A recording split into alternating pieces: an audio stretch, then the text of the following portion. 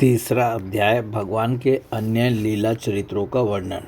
उद्धव जी कहते हैं, इसके बाद श्री कृष्ण अपने माता पिता देवकी वसुदेव को सुख पहुंचाने की इच्छा से बलदेव जी के साथ मथुरा पधारे और उन्होंने शत्रु समुदाय के स्वामी कंस को ऊंचे सिंहासन से नीचे पटक कर तथा उसके प्राण लेकर उसकी लाश को बड़े जोर से पृथ्वी पर घसीटा। सांदीपनी मुनि के द्वारा एक बार उच्चारण किए हुए सांगोपांग वेद का अध्ययन करके दक्षिणा स्वरूप उनके मरे हुए पुत्र को पंच जन नामक राक्षस के पेट से यमपुरी से लाकर दे दिया। भीष्मक नंदिनी रुक्मिणी के सौंदर्य से अथवा रुक्मी के बुलाने से जो शिशुपाल और उसके सहायक वहाँ आए हुए थे, उनके सिर पर पैर रखकर गांधर्व विधि के द्वारा विवाह करने के लिए अपनी नित्य संगिनी रुक्मिणी को वे वैसे ही हरकर लाए जैसे गरुड़ अमृत कलश को ले आए थे। स्वयंवर में 7 बिना नथे हुए बैलों को नाद कर नागन जीती अर्थात सत्य से विवाह किया। इस प्रकार मान भंग हो जाने पर मूर्ख राजाओं ने शस्त्र उठाकर राजकुमारी को छीनना चाहा। तब भगवान श्री कृष्ण ने स्वयं बिना घायल हुए अपने शस्त्रों से उन्हें मार डाला। भगवान विषयी पुरुषों की सी लीला करते हुए अपनी प्राण प्रिया सत्यभामा को प्रसन्न करने की इच्छा से उनके लिए स्वर्ग से कल्पवृक्ष उखाड़ लाए। उस समय इंद्र ने क्रोध से अंधे होकर अपने सैनिकों सहित उन पर आक्रमण कर दिया, क्योंकि वह निश्चय ही अपनी स्त्रियों का क्रीड़ामर्ग बना हुआ है।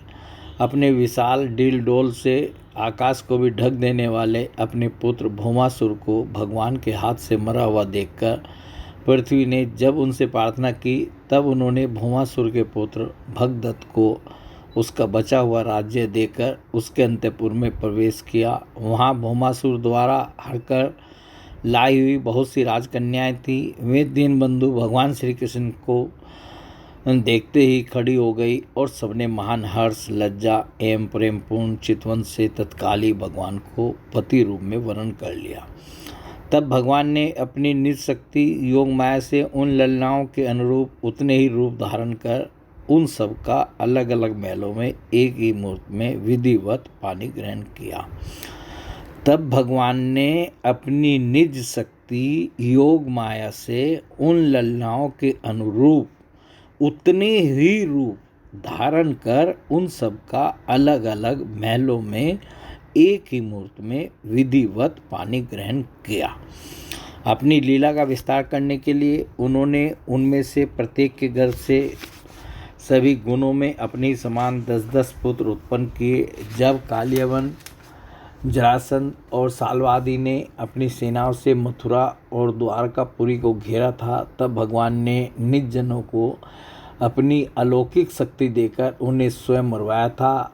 संबर, द्विविद, बानासुर, मूर, बलबल तथा दंतवक्त्र आदि अन्य योद्धाओं में से भी किसी को उन्होंने स्वयं मारा था और किसी को दूसरे से मरवाया था। इसके बाद उन्होंने आपके भाई धृतराष्ट्र और पांडु के पुत्रों का पक्ष लेकर आए हुए राजाओं का भी संहार किया, जिनके सेना सहित कुरुक्षेत्र में पहुंचने पर पृथ्वी डगमगाने लगी थी। कर्ण, दुशासन और शकुनी की खोटी सलाह से जिसकी आयु और श्री दोनों नष्ट हो चुकी थी तथा भीमसेन की गदा से जिसकी जांघ टूट चुकी थी, उस दुर्योधन को अपने साथियों के सहित पृथ्वी पर पड़ा देखकर भी उन्हें प्रसन्नता न हुई।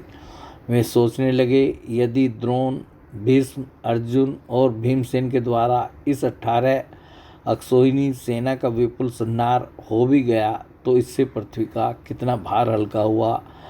अभी तो मेरे अंशरूप प्रद्युम्न आदि के बल से बढ़े हुए यादवों का दुस्सह दल बना ही हुआ है। जब ये मधुपान से मतवाले हो लाल लाल आंखें करके आपस में लड़ने लगेंगे, तब उससे ही इनका नाश होगा। इसके सिवा और कोई उपाय नहीं है। असल में मेरे संकल्प करने पर ये स्वयं ही अंतर्ध्यान हो जाएंगे। यूँ सोचकर भगवान ने युधिष्ठिर को अपनी पैतृक राजगद्दी पर बैठाया और अपने सभी सगे संबंधियों को सत्पुरुषों का मार्ग दिखाकर आनंदित किया। उत्तरा के उदर में जो अभिमन्यु ने पुरुवंश का बीज स्थापित किया था, वह भी अश्वत्थामा के ब्रह्मास्त्र से नष्ट हो चुका था, किंतु भगवान ने उसे बचा लिया।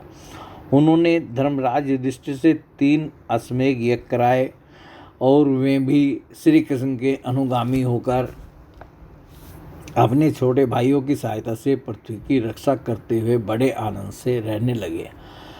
विश्वात्मा श्री भगवान ने भी द्वारकापुरी में रहकर लोक और वेद की मर्यादा का पालन करते हुए सब प्रकार के भोग भोगे, किंतु सांख्य योग की स्थापना करने के लिए उनमें कभी आसक्त नहीं हुए। मधुर मुस्कान, स्नेहमयी चितवन, सुधामयी वाणी, निर्मल चरित्र तथा समस्त शोभा और सुंदरता के निवास अपने श्री विग्रह से लोक परलोक और विशेषतया यादवों को आनंदित किया तथा रात्रि में अपनी प्रियाओं के साथ क्षणिक अनुराग युक्त होकर समयोचित विहार किया और इस प्रकार उन्हें भी सुख दिया।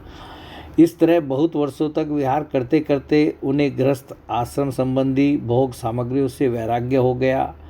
ये भोग सामग्रियाँ ईश्वर के अधीन हैं और जीव भी उन्हीं के अधीन है। जब योगेश्वर भगवान श्री कृष्ण को ही उनसे वैराग्य हो गया, तब भक्तियों के द्वारा उनका अनुगमन करने वाला भक्त तो उन पर विश्वास ही कैसे करेगा। एक बार द्वारकापुरी में खेलते हुए यदुवंशी और भोजवंशी बालकों ने खेल खेल में कुछ मुनीश्वर को चिढ़ा दिया। तब यादव कुल का नाश ही भगवान को अभिष्ट है, यह समझकर उन ऋषियों ने बालकों को शाप दे दिया। इसके कुछ ही महीने बाद भाविवश विष्णु, भोज और अंधक वंशी यादव बड़े हर्ष से रथों पर चढ़कर प्रभास क्षेत्र को गए।